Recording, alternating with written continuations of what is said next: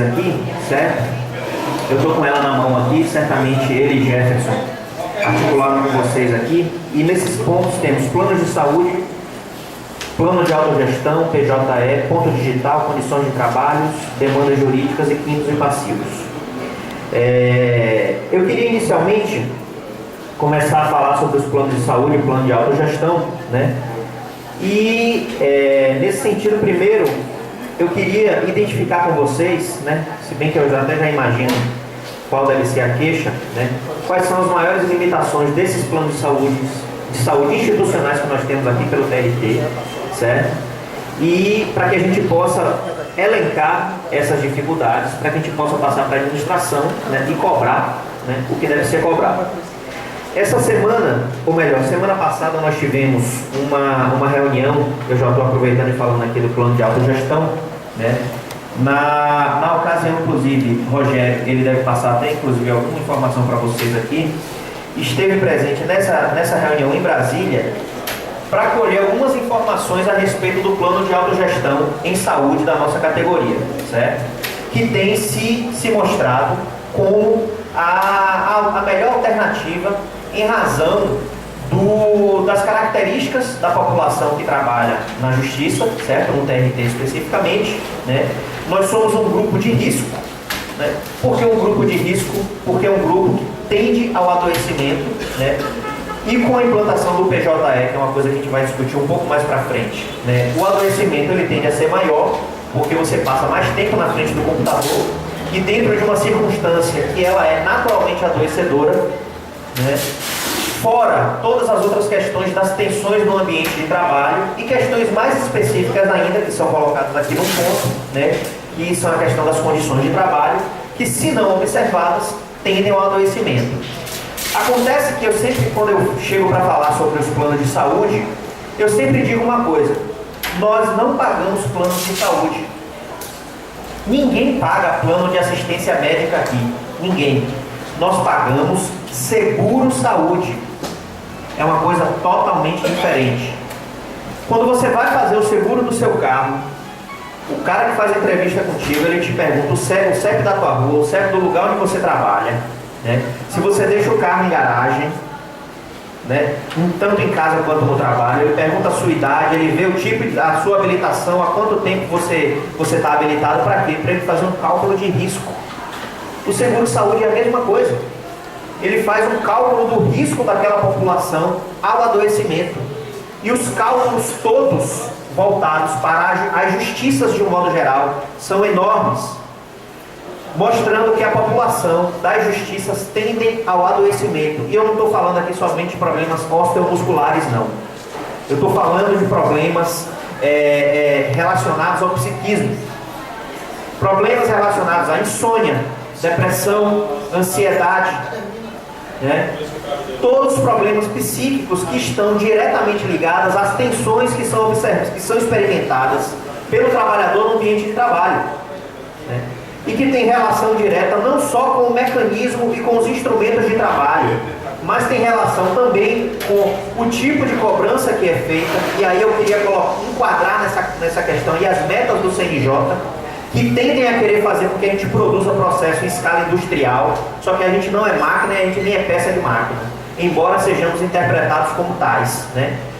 Então, o que acontece é que, como nossa população tende a ter um nível de adoecimento muito grande, o cálculo da sinistralidade futura, que esse é o termo técnico que se utiliza, inclusive, para fazer um cálculo de seguro, certo? O cálculo da sinistralidade futura, ele tende a apresentar um alto risco para a empresa. O que é que a empresa faz? Que de um modo geral é uma empresa do ramo da especulação, e essas empresas do ramo da especulação estão sendo altamente valorizadas no mercado, certo? Pela política do governo federal. O que é que a empresa faz? A empresa coloca, ela não diz que você não vai pagar o seguro saúde, mas ela coloca o preço lá em cima. Por quê? Porque ela precisa maximizar os lucros de tal forma que, caso a população no caso, do TRT, estou falando da população em geral, a população venha a usar o seguro saúde, ela não inviabilize monetariamente o plano de lucro que foi traçado inicialmente. Então, a nossa população aqui, como ela adoece sistematicamente, frequentemente, nosso plano de saúde dentro desse mercado sempre vai ser caro, porque no fundo ele é um seguro saúde. Na última assembleia setorial que fizemos no TRT, uma colega fez até uma expressão, utilizou uma expressão comparativa muito boa. Ela disse que o cálculo do seguro saúde para o TRT é algo que é o seguinte: se fosse comparar com o carro, é um Gol na Pituba. E é mesmo. Se você comprar um Gol e der um CEP de uma rua da Pituba, pronto. O seguro daquele carro ali vai ser R$ 3.500. E um carro popular. E é um carro popular porque é muito roubado. O índice de sinistralidade dele é muito grande. É a mesma coisa aqui. A gente tem que sair desse mercado. Essa é a minha opinião. A gente tem que sair desse mercado e estimular, e correr atrás, e cobrar, certo? A criação do plano de autogestão, porque tem dado certo, certo? Lá na Justiça Federal, com algumas últimas modificações, diga-se de passagem, que inclusive não agradaram os servidores, certo? Porque passou a ser cobrado percentual por dependente, o plano foi reajustado, houve mudança na rede credenciada, uma série de coisas. Em qualquer hipótese, gente, essa luta nossa sempre vai ser árdua, mas por enquanto o melhor caminho, na minha opinião, é o plano de autogestão, certo? Aí vem toda a discussão para a sua instalação, porque a gente vai precisar formular um lastro econômico para a viabilidade desse plano, certo? Inclusive, o cálculo desse lastro econômico, ele tem que ser feito baseado no índice de uso da população do TRT, porque se o lastro econômico não for suficiente para suportar os usos, né, a gente pode inviabilizar também a criação do fundo, e aí vai exigir certamente um esforço conjunto nosso, certo? E é aí que está as dissensões dentro da nossa categoria. Vai exigir durante um tempo que nós peguemos este valor do auxílio, o auxílio saúde que nós recebemos, e direcionemos ele completamente para a formulação desse fundo. E é nesse ponto aí que é o maior ponto de discordância da nossa categoria. Há outros pontos de discordância também no que diz respeito a: vai haver coparticipação? Não vai haver coparticipação? Qual será o percentual? Será em todos os procedimentos, tanto laboratoriais quanto cirúrgicos e companhia limitada? Né? Então tem todos esses questionamentos que nós ficamos de fechar um seminário com o André Liberato, para que ele mais uma vez expusesse todos esses conteúdos, certo? Bem, para que a gente possa já começar a nossa interação aqui, assim, André Liberato é um colega nosso, certo, do TRT, e ele é justamente o chefe, né, da repartição que cuida dos convênios com os planos de saúde, certo? Ele conhece, inclusive, toda essa sistemática mercadológica dos planos de saúde, e justamente por conhecer e estudar a autogestão, ele e uma outra equipe multidisciplinar no TRT montaram um projeto. E aí, nesse sentido, eu já queria até, inclusive, convidar o colega Rogério para chegar até aqui, para poder que ele pudesse falar, inclusive, da reunião de Brasília, certo? Foi o que foi designado ele e Marcos, certo, colega lá, e para que o plano pró-social, que é o da Justiça Federal, certo, possa ser utilizado como paradigma. Não 100%, porque há críticas também com relação ao pró-social, mas o modelo seja utilizado como espelho para que a gente monte o nosso. Então, Rogério, por favor. Bom dia, companheiros e companheiras. Estou completamente afônico aqui. O Jefferson ligou ontem para mim, pediu que eu viesse, até porque eu fiz essa ida a Brasília, não poderia me furtar a estar aqui em Feira de Santana mesmo. Tive uma noite ruim, a questão da gripe, mas a gente vai tentar passar um pouco do sumo, realmente, a síntese desses questionamentos. Eu vou procurar ser absolutamente sintético do sintético, porque é um tema muito aprofundado, um tema muito complexo, e que diz respeito efetivamente à vida de todos nós, dos nossos familiares, né? Essa questão do plano de saúde de autogestão, que nós já tivemos inúmeras oportunidades de discutir em Salvador, congressos da Federação, congressos do Sindijuv, o problema da autogestão, que eu também não tenho a menor dúvida, André, eu acho que é a melhor alternativa para os servidores, por duas razões Prima facie. Primeiro, você vai ter servidores do quadro administrando o plano de saúde, portanto você já quebra uma perna da despesa operacional que os planos de saúde têm. A própria União vai estar bancando parte do plano através das pessoas, dos servidores públicos. Então a gente já vai ter um barateamento dos custos da administração do plano. E segundo, sem fins lucrativos, não terá fins lucrativos como os planos têm. Então essas duas pernas já quebram de morte os valores do plano de saúde. Então, nós temos no judiciário já alguns modelos de plano que andam bem. Um deles é o ProSocial, que é ligado à Justiça Federal, ao Tribunal Regional Federal da Primeira Região. São 14 estados da federação que têm um plano de saúde de autogestão. E a gente sempre reporta ele como um modelo, como um espelho que nós gostaríamos de ter na nossa vida profissional enquanto trabalhador, que seja um patrimônio de nós trabalhadores. E aí, quando nós tivemos uma assembleia, foi discutido isso, veio a notícia de que havia alterações no ProSocial, que é o Plano de Saúde de Autogestão da Justiça Federal. Então, nos causou espanto e nós fomos buscar, a Assembleia autorizou que fôssemos a Brasília para saber por que aquilo que a gente tanto aspirava está dando errado. Vamos observar, até porque se a gente trouxer para cá, ou a gente não vamos trazer para cá, ou a gente vai trazer, evitando que os erros que foram cometidos aconteçam aqui também. E aí, tem problemas no ProSocial? Tem, mas ainda é muito melhor do que o nosso. Para vocês terem uma ideia, o servidor da Justiça Federal gasta, em média, R$500 para um plano de saúde para a sua família inteira.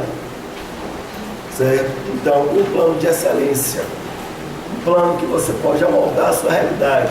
A outra coisa, uma das vantagens da autogestão, entrando na discussão da defesa da autogestão, é que você pode modelar o plano de acordo com a nossa realidade.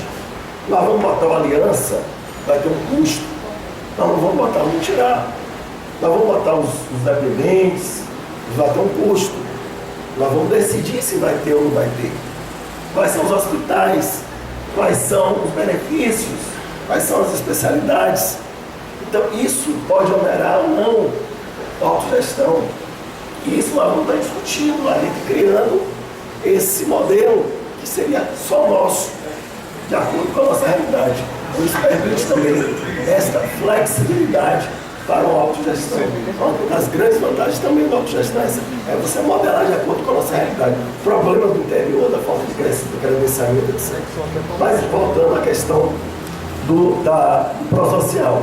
Eu vou citar algumas razões que levaram a ter uma redução do valor que estava em torno de 90 milhões para o ProSocial, essa reserva que de repente ela caiu assustadoramente. E aí foram apontados alguns problemas. Primeiro, gente, tem 10 anos que a União permanece mantendo o mesmo valor da sua parte no ProSocial. E você sabe que todo ano tem aumento de plano de saúde, da despesa com os médicos. E a União mantém 10 anos congelado. Uma hora vai quebrar, né, gente? Uma hora vai quebrar. Se a União congela por 10 anos, os nossos salários congelados durante esse período todo também ajuda a quebrar. O nível de abrangência do ProSocial tem levado, principalmente naquelas regiões mais longínquas do país, que o TRF da primeira região engloba, como Pará, Amapá, UTIs aéreas, que encarece sobremaneira o custo da autogestão. Problema de ortodontia, que é coberta parcialmente pelo ProSocial. Os juízes contribuem não pela sua remuneração total, mas pelo valor máximo de remuneração do servidor. quando eles deveriam ter, o teto deles deveria ser a base de incidência, não a nossa remuneração. Olha que esperteza, né, gente? Em vez de incidir sobre a remuneração deles, eles usam como teto do analista. Aí é brincadeira.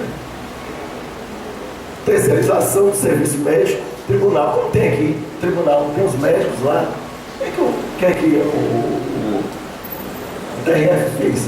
Criou a estrutura, uma puta estrutura dentro do TRF, tudo bom do melhor, e terceirizou para os médicos, através de cooperativas, administrarem tudo com dinheiro do plano social, da autogestão.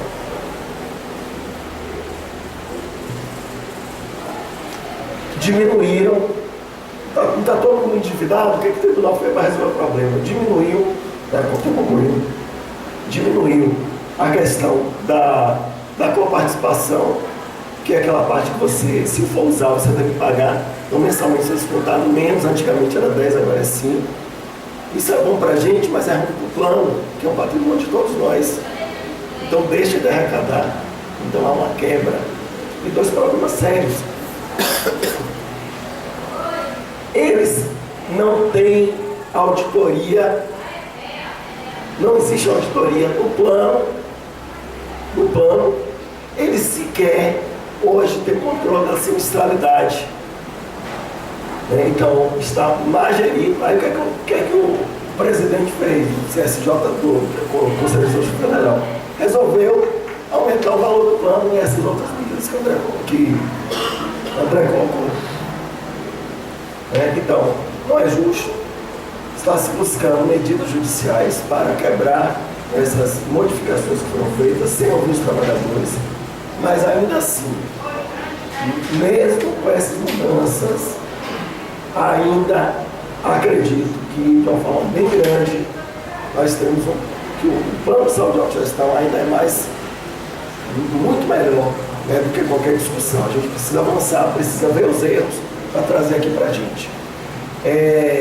E tanto é assim, só para vocês terem ideia, vocês sabem que foi criado, está uma confusão aí se você vai promulgar ou não aquela emenda constitucional que criou os TRFs, que 544, né? E tem servidores da justiça. Repare, a criação do TRF da 8ª região aqui é representada. Olha só quantas funções comissionadas serão criadas, quantos CJs, a estrutura, desembargadores que não tem hoje, virão ter desembargadores daqui da Bahia e Sergipe. Mas eles nem pensam nisso. Eles preferem nem criar 8ª região, abrir mão do plano social. Veja como os servidores da Justiça Federal. Tem muita gente, inclusive, que faz concurso do TRT eleitoral e termina optando pela Justiça Federal por causa do plano de saúde, que é realmente significativa na nossa remuneração, é muito importante. Vamos fechar um pouquinho isso aí. Sim, eu queria inclusive dizer que estão abertas as inscrições, certo? Aquele que quiser falar, levanta a mão, que a gente vai fazer as inscrições para poder tratar dos temas. Bom dia, pessoal. Na última assembleia que nós fizemos setorial em Salvador, como o André falou, decidimos para representar a base junto com o sindicato na comissão de autogestão, os nomes de Rogério e o meu nome para representar o pessoal do interior. Nesse sentido, eu tenho feito contato também com outros colegas de outras cidades do TRT, e a situação é bem parecida com a nossa de Feira de Santana, e principalmente o pessoal Promédica, muito grave a situação da Promédica, aqui em Feira não está atendendo, só emergência, e só o hospital, só a gente aqui de Feira, só São Mateus está atendendo, todos os outros hospitais suspendeu mesmo, até emergência. Eu digo isso que eu já fiz essa consulta. Então, a gente está demandando também junto ao sindicato, cadê André? Para que cobre do tribunal, cobre lá com o André Liberato também, uma pressão maior junto à Promédica para que se reative o atendimento nas cidades do interior dos planos, tanto medial quanto Promédica, dos planos, porque a saúde da gente está refém nos planos de saúde e não estamos pagando caro e sem ter plano de saúde. A verdade é essa. Aí tem porque você é reembolsado. Se você não tiver dinheiro, não tiver arbolado, como é que faz, né? Então a questão não é só o reembolso, a questão é que o plano tem que prestar uma assistência de fato à saúde da gente. Então a gente, há 2 anos atrás, 2, 3 anos atrás, na gestão anterior, estava bem encaminhada a questão da autogestão. A administração pública, vocês sabem como são, mudou o gestor, botaram uma pedra em cima na questão da autogestão. Várias pessoas, inclusive, estão procurando os planos independentes, da Cefaz, e por aí vai. É o remédio que a gente está tentando solucionar para a gente, né? Mas o ideal seria o que? A autogestão, e aí as pessoas, se por acaso tiverem outros planos, a gente vai ter que fazer um trabalho, vai ter que fazer uma discussão, porque se for pulverizado, a autogestão não funciona, porque tem que ter a questão da infraestrutura, a questão de base. Então, sobre a autogestão é isso que eu vou tentar, a comissão deve se reunir em breve junto à administração, para que a gente cobre o modelo atual e avance na questão da autogestão. Agora é o Glauco. Não, mas fale aqui que é para poder transmitir para os colegas das outras cidades. A minha preocupação em relação a esse plano de autogestão é que é uma coisa complexa. O que a gente está observando aí é a Unimed, a Promédica e muitos outros planos com dificuldade, né? E a gente sabe que a gestão pública não tem essa habilidade, essa rapidez e eficiência que é exigido por um plano de saúde. Segundo, é que com esse processo eletrônico aí, há uma tendência, querendo ou não, de reduzir mão de obra, ou seja, a base de arrecadação desse plano, a tendência são duas. É você ter uma base menor e um envelhecimento maior do pessoal que está aqui dentro, entendeu? Então como é que isso vai ser tocado a longo prazo? Porque agora pode ser que dê certo, né? E outra coisa, talvez a solução não seria a gente entrar em algum que já exista, porque eu estou na Cefaz, e eu já recebi carta da Cefaz já dizendo que está com problema financeiro, entendeu? E que estão tentando resolver e tal. Agora imagine, aqui eu acho que todo mundo conhece Unimed, Promédica, a Cefaz. Agora imagine que a gente entrar num processo desse agora, dependendo de gestão pública, de toda essa complexidade que vocês colocaram agora, não vai ser uma coisa fácil, entendeu? Então eu acho que todo mundo tem que pensar nesse sentido. A questão não é só, não tem uma autogestão e tal, mas tem que pensar tudo isso. A base de arrecadação vai diminuir e os servidores, a tendência de envelhecimento, a média de idade aqui já está alta, né? Então não tem jeito. Querendo ou não, vai acabar sempre tendo uma taxa de sinistralidade maior. Então eu acho que a gente tem que discutir, não é só a vontade de fazer, né? Tem que discutir os problemas reais, né, que a gente está vendo. Ok. Eu vou me inscrever aqui também, viu, gente? Para falar. E agora nós temos o colega Augusto. Minha dúvida é em relação ao credenciamento. Minha preocupação é o credenciamento, porque, por exemplo, hoje em dia você tem um hospital que fala, o médico, eu não vou trabalhar com o plano A, B ou C porque ele está ruim. Como é que a gente, tendo um plano novo, vai criar, como é que chama? Credibilidade para o São Rafael, a Aliança, doutor fulano ou ciclano querer trabalhar com a gente? Essa é a minha dúvida. Manuel. Gente, esse plano de autogestão se vem se arrastando desde 96. O que mais me deixa preocupado não é nem a questão das direções do tribunal, das diretorias, enfim, é a resistência dos colegas.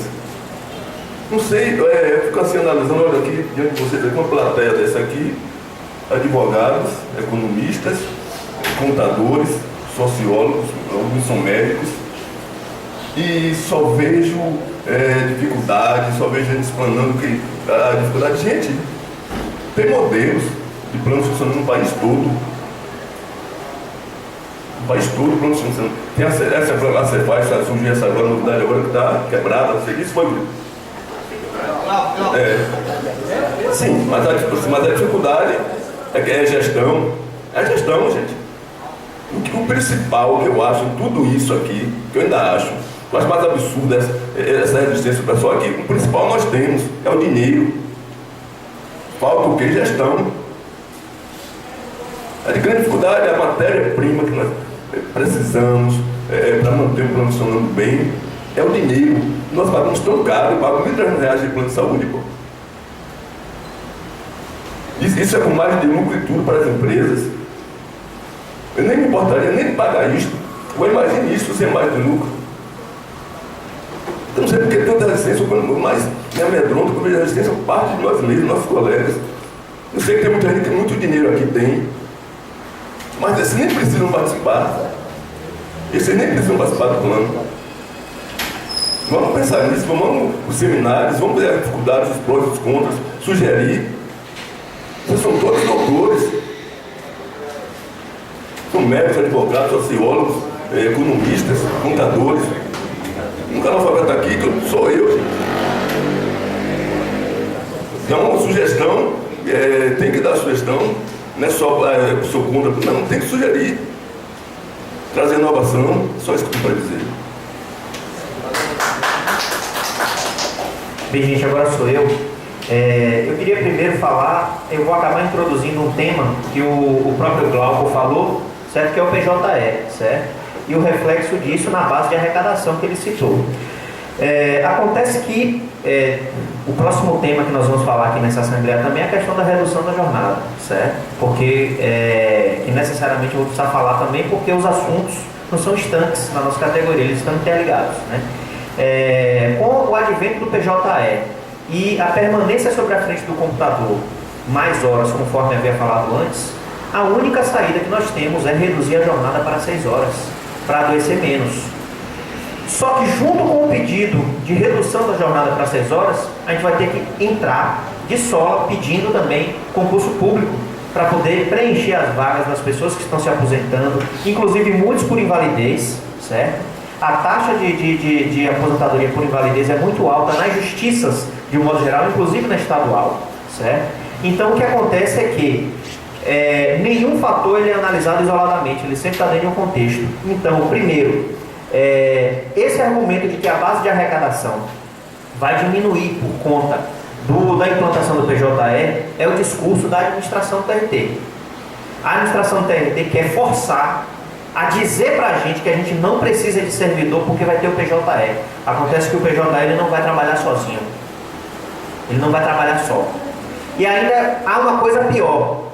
Se você tem hoje um protocolo de ações vinculadas ao processo físico, como por exemplo, protocolamento da petição inicial, o colega carimba, leva para dentro da distribuição, cadastra, depois de cadastrar, autua organiza por vara, bota no carrinho e manda para o carrinho, todo esse protocolo vai desaparecer com o PJE.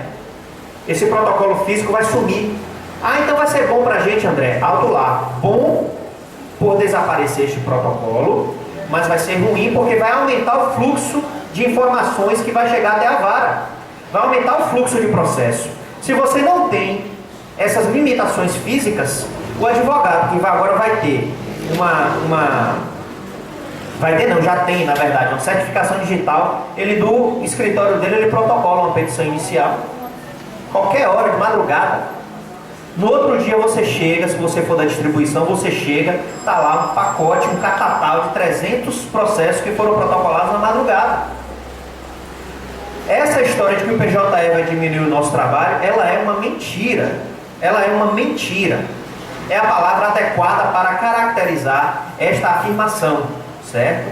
Então o PJE ele não vai diminuir a quantidade de trabalho.